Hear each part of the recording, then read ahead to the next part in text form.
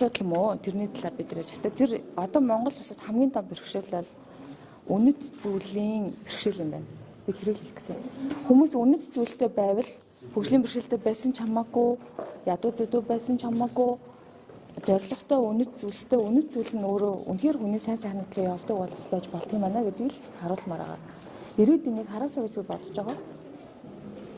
Яагаад өнөөдөр энэ гишүүд одоо ийм бойкот хийж ийм өнөөдөр ярьсан юм маргааш болж өөрчлөгдөд байгаа гэхэлэр энд ямар ч үнэт зүйл үнэрдэхгүй байгаа байхгүй юу?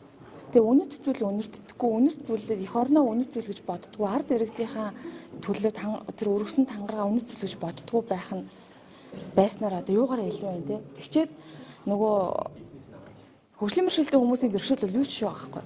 Ерөөсөл тэрийг хэлэх гээд байгаа. Миний санаа. Ерөөсөл ганцхан л өгүүлбэр заяа та адил хүмүүс хүргээсэй гэж байгаа. Миний хүлгүү гаргүй байх те намайг янз бүр гутаанд оромжлох бол бүр юу ч биш те. Харин үнэт зүйлтэй чиг баримжаанд бэрхшээлтэй болсон хүмүүс ямар хөрхилтэй юм бэ л гэж би бодож байна. Иргэд маань энийг сайн харж аваад дараагийн сонголтоо хийхдээ анхаараасай л гэж би бодод байгаа. Тодруулбал улсын хурлын гишүүд одоо хуралдаандаа оролцохгүй бойкот хийж байгаа нь одоо үнэт зүйлгүй гэж та хэлэх гээд байна. Тийм. Хэрвээ үнэт зүйл нь иргэд байсан бол өнөөдөр ярьсан зүйл маргааш шиврэл байх хэвээр.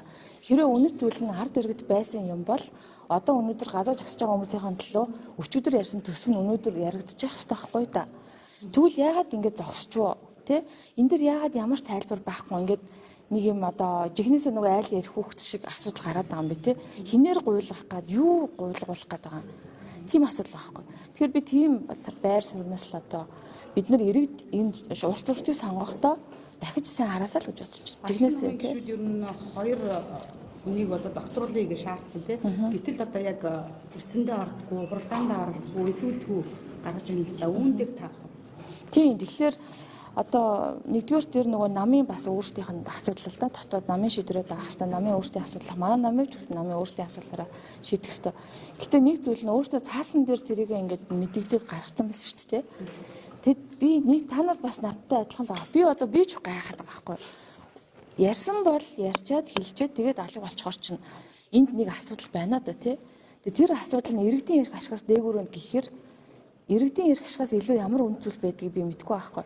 Тэр тусмаа тангараа өргөсөн их хурлын гишүүн улс орны эрх ашигыг нэгдүгээр тавихаас илүү ямар үнд зүйл байдгийг би ерөөсөй ойлгохгүй байгаа байхгүй. Тэгэхээр би энэ асуултыг тавьж байна. Үнэт зүйл чинь хаана байгаа юм бэ л гэж би энэ гишүүдээс асуумаар байгаа юм. Тий. За баярлалаа.